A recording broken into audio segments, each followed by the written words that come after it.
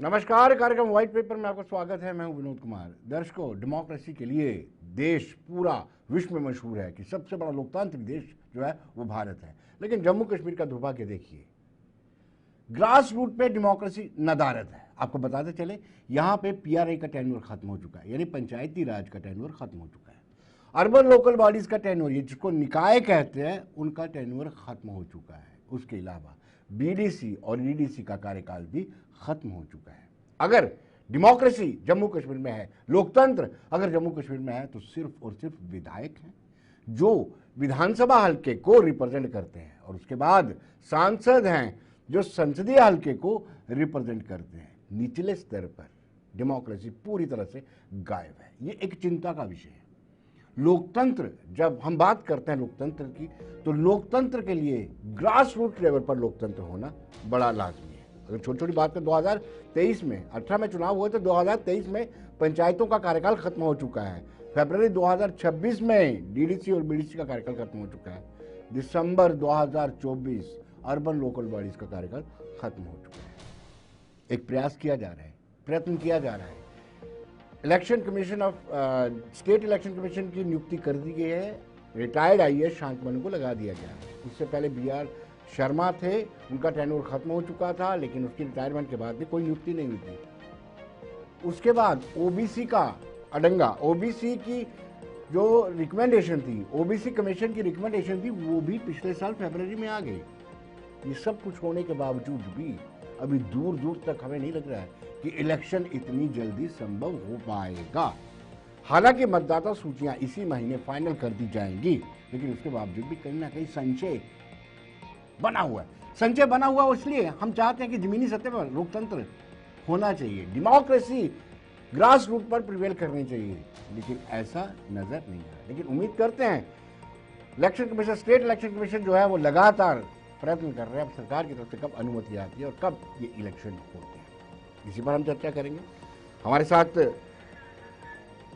तो कहीं ना कहीं ये लगातार प्रयास करना पड़ेगा। जब हमने 73rd और 74th अमेंडमेंट को जम्मू कश्मीर में पूर्ण रूप से लागू होते देखा था, तो कुछ नया नया लोकतंत्र में नजर आने लगा था। यानी जमीनी सतह पर पावर, जब सत्ता का विकेंद्रीकरण जमीनी सतह पर होता है, तो हर एक व्यक्ति को लगता है कि प्लानिंग में मेरी पार्टिसिपेशन भी है। पंचायत के ग्राम का व्यक्ति, ग्रामीण, वो भी सोचता है कि पंचायत के लिए जब विकास होगा, उस विकास में मेरी राय भी ली जाएगी। फिर लोकतंत्र एकजुट होता है, मजबूत होता है। अब आप देखिए, सिर्फ विधायक हैं, विधायकों के नीचे कोई नहीं। विधायकों तक पहुंच पाना वो भी बहुत मुश्किल होता है।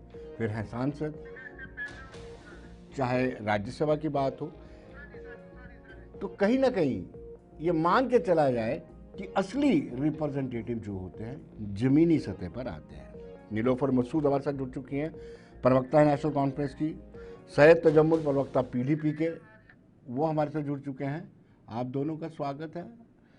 और मुझे लगता है तजम्मुल जी का बड़ा अनुभव है, हमारे साथ भी इन्होंने काम किया है। तजम्मुल जी, अगर हम बात करें ग्रास रूट डेमोक्रेसी, तो इस वक्त वाकई ही में जैसे गधे के सिर से सींग गायब होता है, इसी तरह से जमीनी सतह पर लोकतंत्र नदारद है।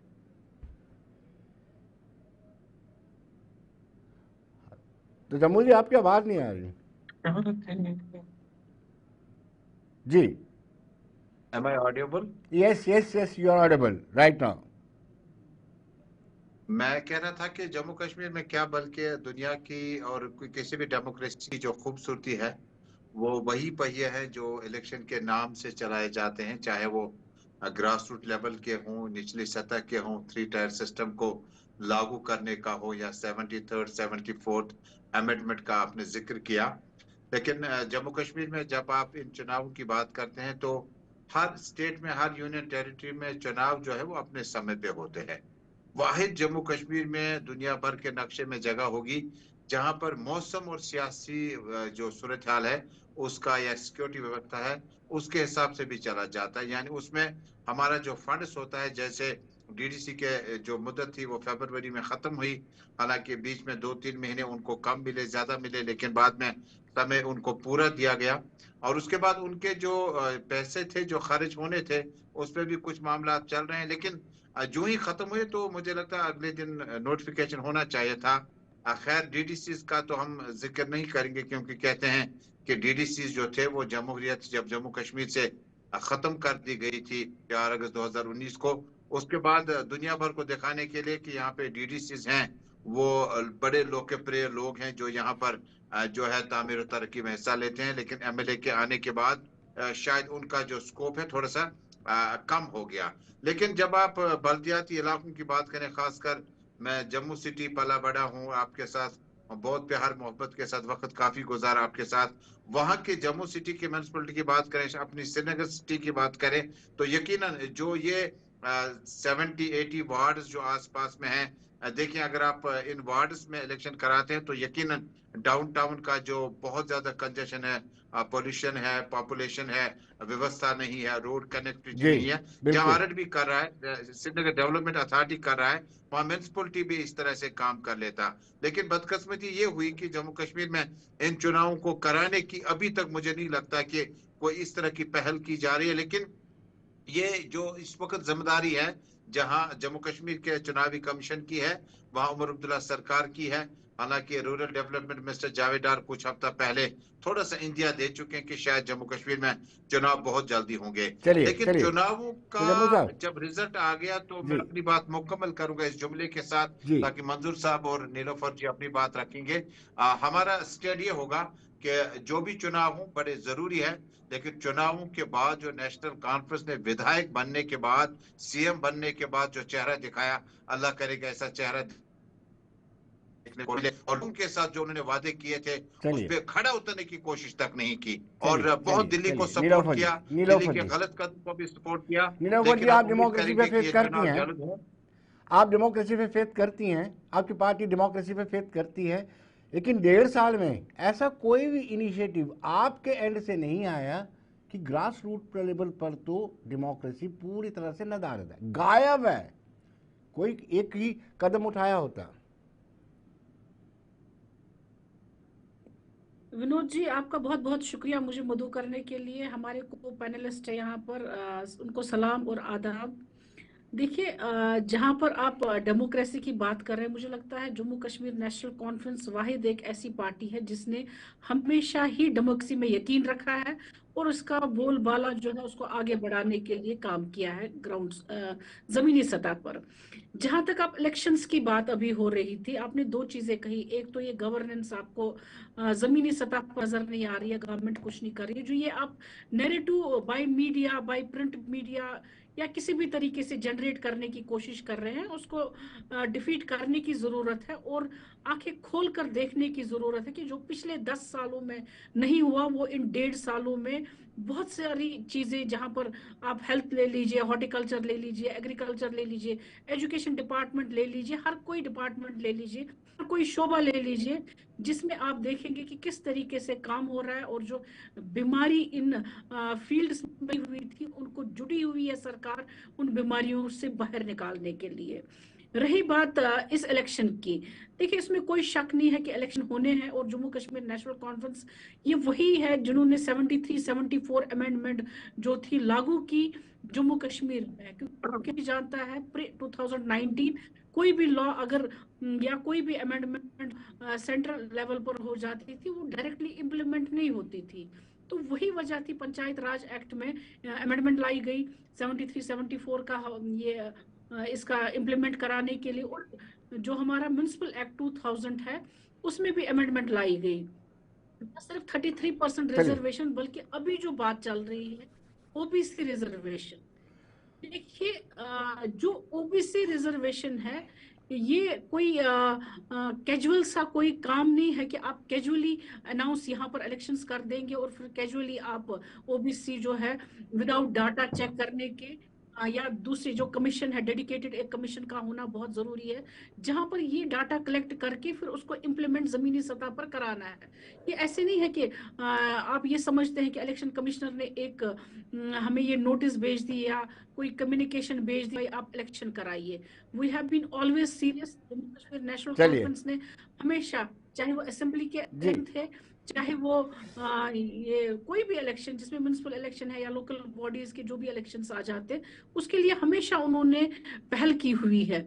जिन दिनों यहाँ पर जिन सालों में, पिछले सालों में अगर आप देखेंगे, मंजूर। 2.5 सालों में कितने यहाँ पर हालात चलिए खराब थे, तो नीलोफर जी, यही जम्मू कश्मीर नेशनल नीलोफर जी, कॉन्फ्रेंस जब सरकार जी में थी, जी जी इन्होंने इलेक्शंस जी कराए। जी आपको ये जी चीजें भी याद रख जी जाइए। जी, आप बिल्कुल कुछ बिल्कुल बिल्कुल लीगल नीलोफर जी, स्क्रूटिनी नीलोफर जी, जो इन इस नीलोफर जी, डाटा को लेकर हमारे सामने आ जाएगा, ताकि तो ये लीगल तब स्क्रूटिनी आप में करवा कल को न देंगे, फंसे। ठीक है। लेकिन मद्देनजर नीलोफर रखते जी, हुए, थोड़ा टाइम सैयद लगेगा तजम्मुल इसमें। जी के we are face impression serious बता रहा था अबाउट कि आप कह रहे हैं इलेक्शंस। डेमोक्रेसी जी, पे फेथ करते हैं या नहीं। वो कह रहे हैं कि उनका फेस बता रहा है कि वो 1987 का जिक्र करना चाहते हैं, लेकिन मैं समय नहीं आपको दूंगा तजम्मुल भाई, मैं मंजूर भट्ट के पास जाऊंगा। मंजूर भाई, 73rd और 74th अमेंडमेंट को जम्मू कश्मीर में लागू करने का क्रेडिट नीलोफर जी ले रही है या नेशनल कॉन्फ्रेंस ले रही है?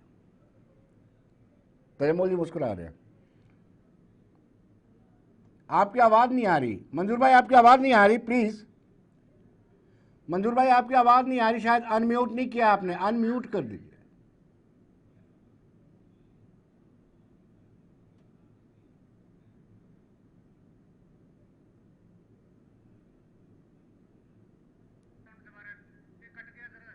चलिए, मुझे लगता है संपर्क कट गया है।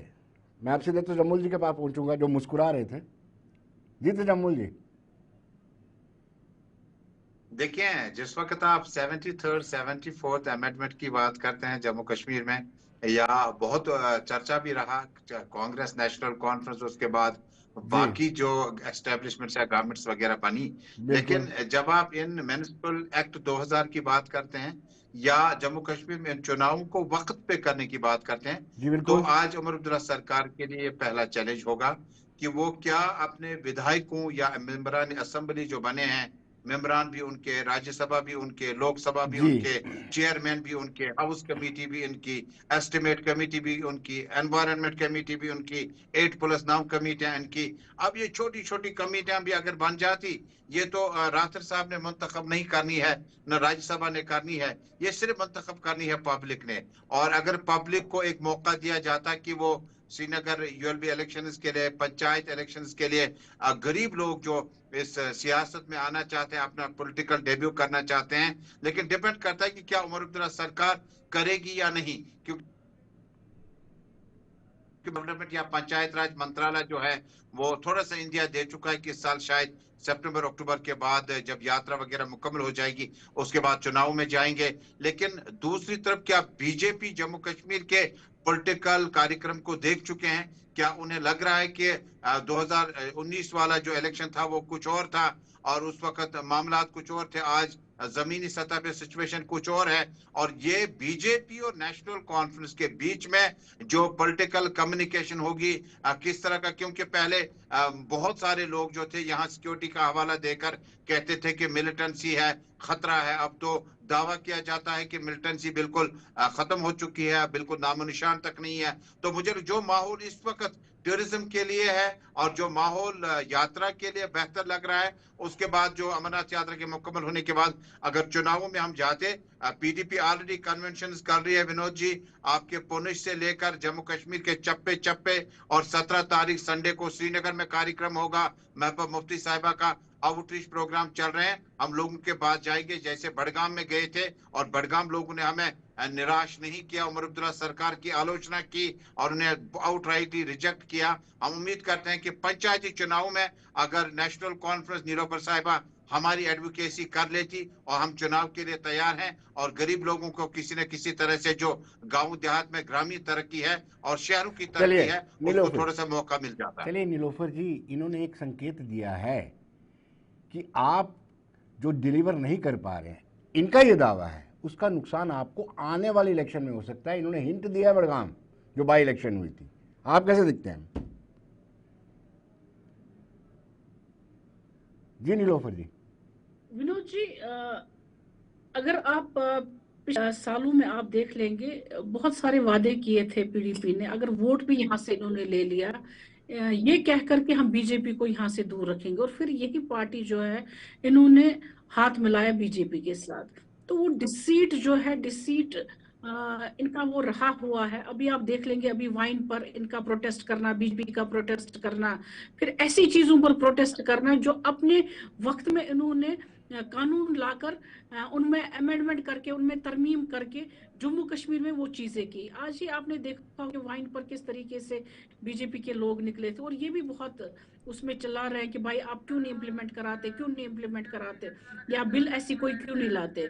तो इनको मालूम होना चाहिए, जो यहाँ के लोग हैं वो बहुत मेच्योर है, वो जानते हैं कि ये ड्रामाबाजियां जो ये विनोद करते जी, हैं, ठीक है, फॉर मैं कुछ और पूछना चाहता था। मैंने कुछ और कहा, करते रहे, वो ये फील्ड तो इनके लिए कहाँ से खुला हुआ कहाँ है। पहुंचा रहे लेकिन हैं। अपोजिशन भी बीजेपी हेल्दी कर रही है अपोजिशन होनी धरना चाहिए। प्रदर्शन, वो डेमोक्रेसी लोग है, जिन्होंने करने देना है। एक्साइज एक्ट में आप शहर वालों को आके बताओ 2017 200 में यूनिट लिखे कहाँ ऐसे रखे। आप श्रीनगर वालों को, डाउनटाउन खड़े वालों हो को गए आके और फिर बताओ कहा कि वो रसोई अरे गैस रुकिए सिलेंडर रुकिए कहाँ रुकिए, रखे। खड़े हो आप गए, कहा कि डेलीवेजन को नहीं, हम बताइए रेवेन्यू कहाँ से नौकरी आएगा, कहाँ रही। रेवेन्यू तो आना चाहिए। आप पीएसए अंडर वालों को सर्वर और बताएं आपको हम घर ला सर्विस रहे वहां हैं। पर हो नहीं रहा था, आपने जो वहां पर इलेक्शन इन्होंने मैनिफेस्टो शराब जो 2 थी लाइसेंस साल, से मैं लोगों को कहता दे दी, हूं और कि आज हमारे यही लोग उस वक्त पर में चिल्ली करके जब चिल्ला हमारा रहे हैं, सड़कों पर आ रहे हैं, जब भाई हमारे क्यों नहीं हो ट्यूशन रहा है, सेंटर क्यों में नहीं हो रहा है। होमवर्क तो नहीं ये होता जो था तो ये है ना, ये बेइज्जती गवर्नेंस उठानी आपको पड़ती नजर थी। नहीं आ रही है। आपके मुझे होमवर्क बताइए, को 2 साल हुए, हेल्थ पौने में 2 साल में आप हेल्थ लोगों में ने कितने 200 यूनिट प्रोजेक्ट्स क्यों आपने नहीं दे दिए। दिए, आप कहाँ पर बाकी आपने क्या स्टेट्स किया, का मुझे हाल बताइए देखिए। ना। एक कितने सेकंड में हॉस्पिटल्स चीफ खोले मिनिस्टर आपने, बनता है, कितने दूसरे पीएचई को सेकंड आपने में 200 यूनिट अपग्रेड का किया। इसी फायदा जो तरीके है से वो एजुकेशन लोगों में को उठता है। आपने जो आप यहाँ पर यूएनबी इलेक्शन, पंचायत एम्प्लॉय इलेक्शन में सिस्टम आइए एक जो रखा और हुआ था, आपको जहाँ पर पता चलेगा आप तो पब्लिक का दो जो को सेंटिमेंट इंट्रोड्यूस है। करके फिर क्या पब्लिक को किया आप आपने, लोगों ने धोखा दिया। टेलीविजन पर आप आज चलाते मैंने रहते हैं सोमवार उन साहब डेली में को, नमाज आपके जुमा पास पढ़ी, डाटा भी तालिम साहब था, कहते थे आपने उनको नेशनल रेगुलराइज नहीं किया, कॉन्फ्रेंस और को आज आप मिनिस्टरों चलाते को हैं, बताइए सड़कों कि पर आते हैं धोखे भाई, से आपने टेलीविजन मैंडेट दिया। चलिए रेगुलराइज आपने चलिए जो नहीं मंजूर किया। भाई, धोखा दिया अरे जम्मू भाई कश्मीर के आपने मेरी कब आवाज बात आप नहीं रही तक, खुदा के 2018 लिए से वो लेकर मंजूर वादा भाई किया जब मेरी मोदी आवाज आप शराब तक आ के रही है? बारे में नहीं इसको होगी लाना 2000 मंजूर भाई चाहिए। मेरी आवाज आ रही है आप इसको 2018 तक? तक आपकी जुमला हुकूमत सब रही, मिलकर आपने बोले तो कुछ नहीं नहीं, किया। इसको एक जम्मू ठीक है कश्मीर में मिलना चाहिए था। जी, मंजूर भाई मेरी आवाज आ रही है आप तक? जी जी विनोद जी, मैं सुन पा रहा हूँ। हाँ, आज के जो लीकर को लेकर के आपका प्रोटेस्ट था उसका विरोध किया है एनसी ने। देखिए, नेशनल कॉन्फ्रेंस ने हमेशा कांग्रेस के साथ मिलके, क्योंकि एक खानदानी पार्टी ने दूसरी खानदानी पार्टी को एक सिस्टम बना के दिया था, जो अमेंडमेंट एक्ट यहाँ पर इन्होंने लागू किया था। खानदान के हिसाब से इनको लगता था, नेशनल कॉन्फ्रेंस ने हमेशा इस सियासत को जम्मू कश्मीर में अपने खानदान में ही महदूद रखा। और जिसकी जो आप आज देख रहे हो, जो हालत हुई थी इन 35 सालों में नेशनल कॉन्फ्रेंस के दौर में, विनोद जी, वो लोग कहीं ना कहीं उस मुसीबत से तंग आए थे। आप देखिए, आज ये एनसी पीडीपी, पीडीपी कहती है एनसी ने किया, एनसी कहती है पीडीपी ने किया। और पास्ट में भी आप देखिए, इनकी सरकारें दोनों की रही है। हम भी कोलेशन में रहे थे पीडीपी के साथ, लेकिन यही मुद्दे गिनाए जाते थे कि भाई हमारे दौर में 100 लोग मारे गए और इनके दौर में 150 मारे गए। ये सियासत थी इनकी, और इस सियासत को ये खत्म नहीं करना चाहते थे। परिवारवाद था यहाँ पर। लेकिन 10 सालों में जो प्रधानमंत्री जी ने कार्य की है, जो विकास कार्य हुए, जो एक बदलाव हुआ है टूरिज्म को लेकर, टेररिज्म का ग्राफ खत्म हो गया।